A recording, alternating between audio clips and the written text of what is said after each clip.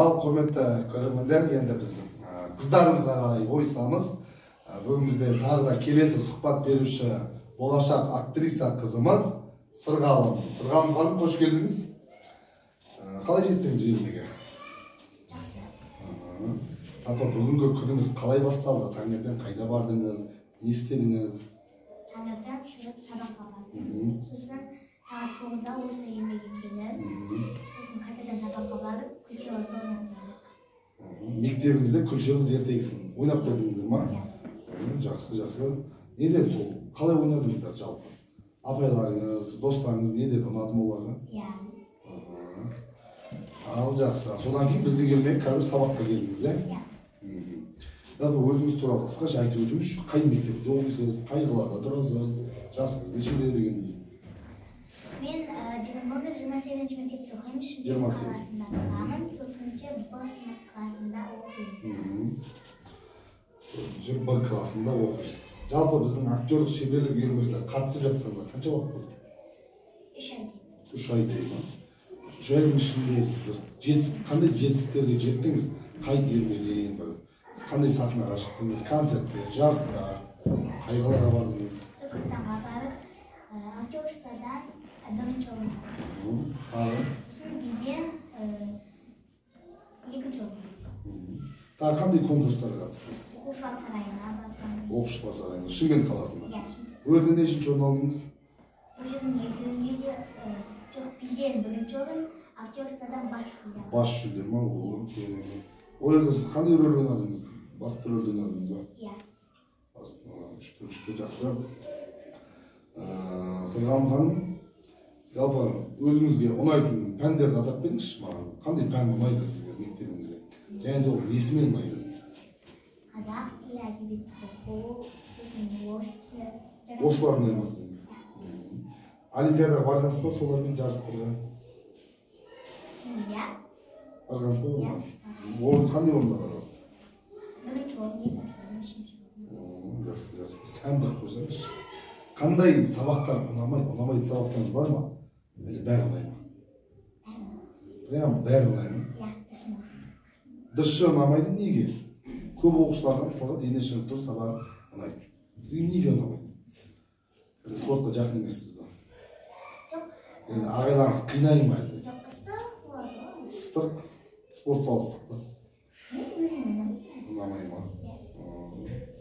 Негізі әр сабақтың өзінің пайдасы бар. Мысалға дене шынықтыру сабағында сіз ең құрғанда жаттығулар жасап, кішкене қарныңыз айналып, жүгіріп, солай жасайсыз да. Сондықтан негізі ол сабаққа да ұнатып, жақсы көріп қатысқаныңыз дұрыс деп ойлаймын. Орташа. Орташа ба? Енді Сырғалым ханым, сіз мысалға Қазақстан Республикасының біздің елдің президенті болып кеттіңіз. Бірінші не істейтініңіз? Сіз бұйрық берсеңіз бәрін жасайды. Нені қолға аласыз, нені жоясыз мысалға. Сондай мүмкіндік беріліп елестетіп көрейік та. Өз ішіңізде ойыңыз, қалауыңызды айтыңызшы. Не нәрсе адамдарға көмектесіңіз? Сосын ата-анама басшылар ия.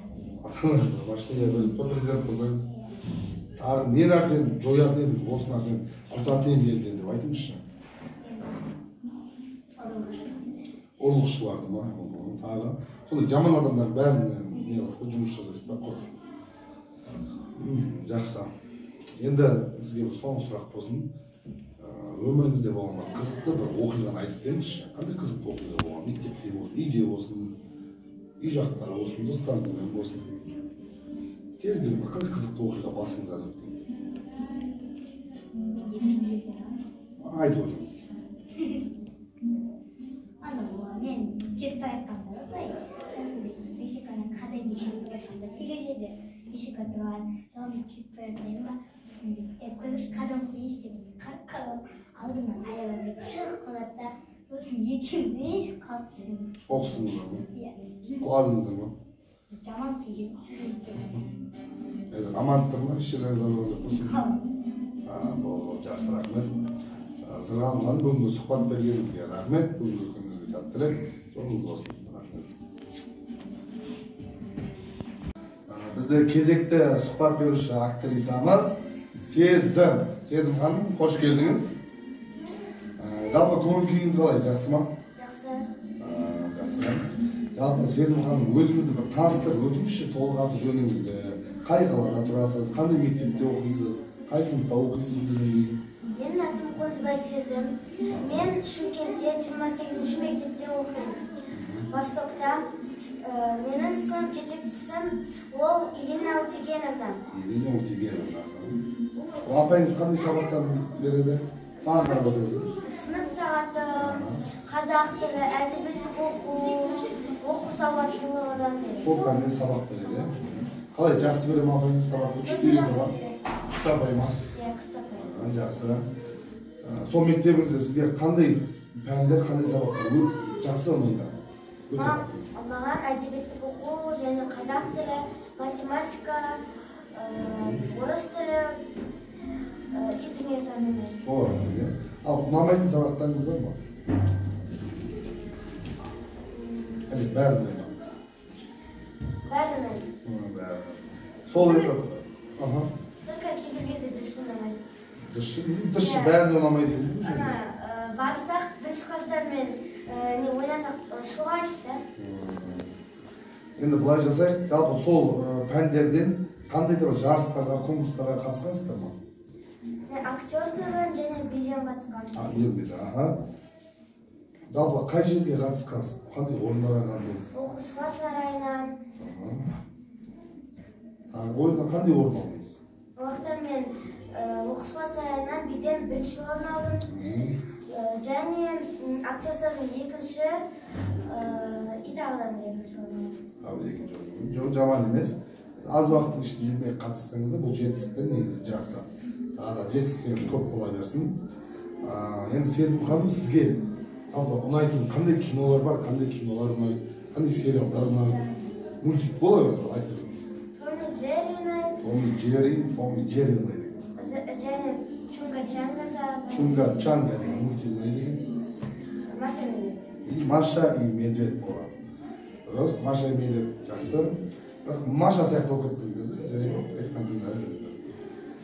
Кинолардан ше, қандай сериалдар ұнайды? Ютубтан көретін, қазақша сериалдар. Ужастик ұнайды, фильм ұнайды. Қазақша сериалдар көрмейсіңдер ма? Келінжан, Аппақ келін, Зүң-Зүң күлпаш. Мен орыс тілінен де, тағы Зүң-Зүң күлпашты көремін. Қазақ тілінен де, орыстан да көремін. Жақсы. Жалпы болашақта кім болғыңыз келеді? Қандай мамандық иесі болғыңыз келеді? Мен киношы болғым келеді, актер. Врач болғым келеді. Екеуі біреу болғыңыз келеді ме? Екеуі де болғыңыз келеді? Екеуі де болғым келеді. Қайсысы жақын? Врач сияқты. Врач ба? Адамдар емдеген қызық па сізге? Бұл дәрігер болуды өте жауапкершілігі мол, әрі біздің елімізге керекті мамандықтардың бірі. Арманыңызға жете беріңіз. Енді сізге мынандай бір сұрақ қойғым келіп тұр. Осыны барлық оқушыларға қойып жатырмын. Егер сіз біздің елдің президенті болсаңыз, не нәрселерді жасайтын едіңіз, не нәрселерді құртатын едіңіз, не нәрселерді қосар едіңіз. Біз президент болғаннан кейін ол елдің бастығы ғой, дұрыс па? Оның айтқанның бәрі заңды. Ол бұйрық берме, ол істеледі да. Сол үшін сіз сол мүмкіндікті пайдаланып не істейтін едіңіз? Мен лагерлерді тегін алатын едім, магазиндерді арзандататын едім, мамаммен анама да көмектесетін едім, әкеммен анама да көмектесетін едім, жақсылық жасайтын едім соны. Сізде өте көп ақша бар деп елестетейікші. Ақша өте көп сізде. Сол ақшаларды не істейсіз? Балдарға көмектесемін. Жетім балдарға көмектесесіз. Әкеммен анама да көмектесемін. Балаларыма бір жаман нәрсе болып қалса соған да бәріне көмектесемін. Өзіңіз, ал соның бәрін көмектестіңіз да, ақша әлде де көп, Құдайға шүкір, әлде де бар.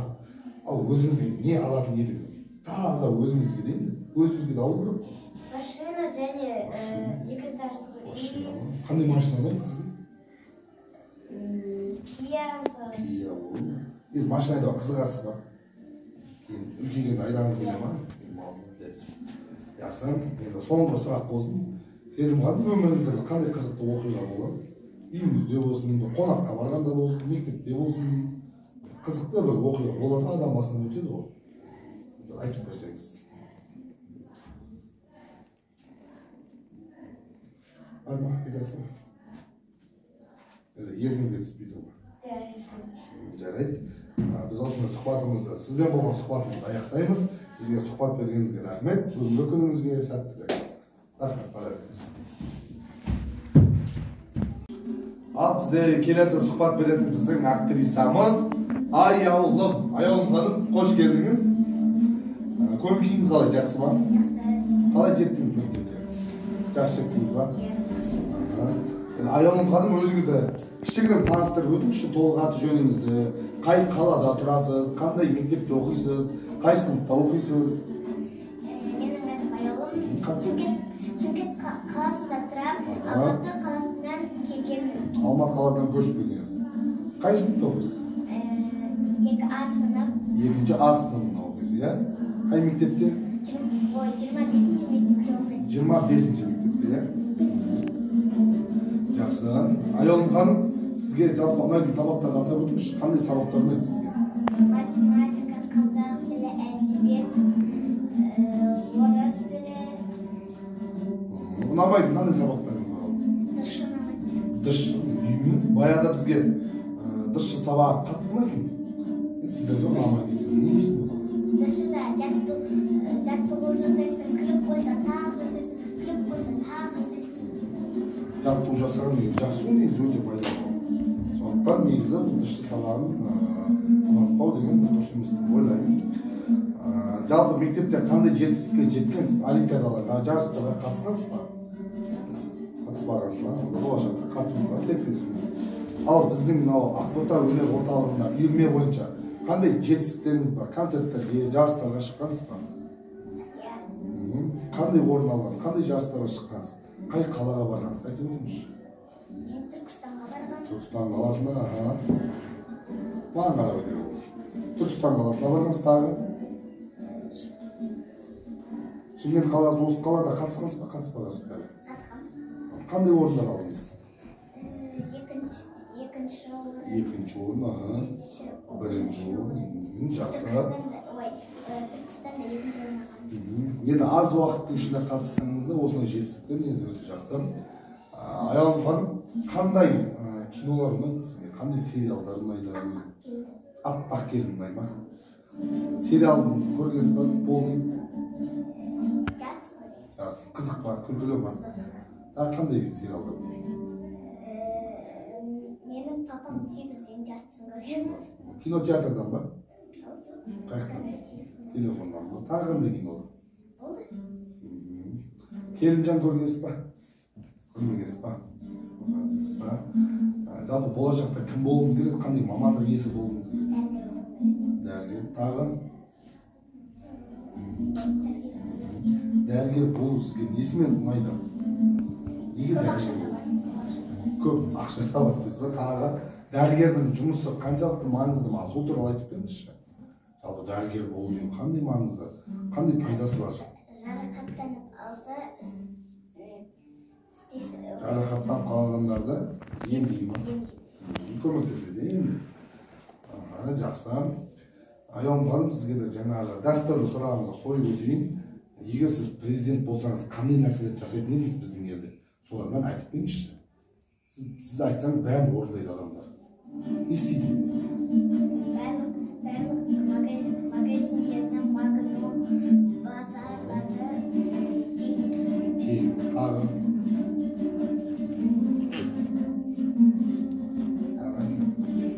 Есіңізге түспей тұрмар қарай.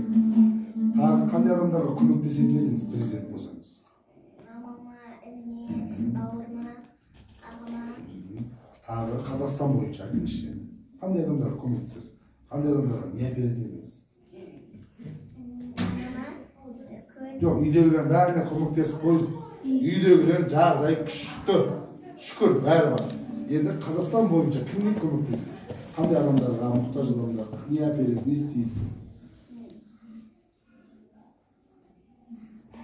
Үй жоқ адамдарға үй алып бересіз ба?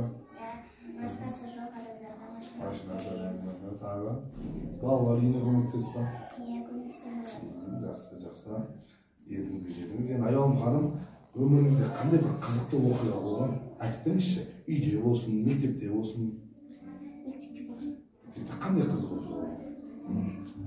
Короче, бізде Айкөкем деген староста оқиды да, сол тақтаны сүртіп атады да, сол кезде бір Амина деген қыз келеді да, оны көтереді да, Айкөкем дегеніміз құлап қалады ғой, сосын барлығымыз кіреміз ғой. Енді бұл жай ғана қызықты оқиға болған екен. Жақсы, бірақ енді үйтіп ойлаймыз деп, бір жерлеріңізді ауыртып алып, ренжітіп қоймаңыздар, жарай ма? Болды, жақсы. Жалпы сіздің класс жетекшіңіздің аты кім, сынып жетекшіңіздің? Сәуле апай. Сәуле апай неден сабақ берді? Қазақ тілінен, математикадан. Қазақ тілінен, математикадан да сабақ берді ма? Жақсы. Әдебиеттен ше қазақ әдебиет. Әдебиет жоқ па сіздерде? Әдебиет бар. Одан берді ме? Береді. Одан да бере ма Сәуле апай? Қалай береді? Сабақты күшті бере ма? Күшті береді.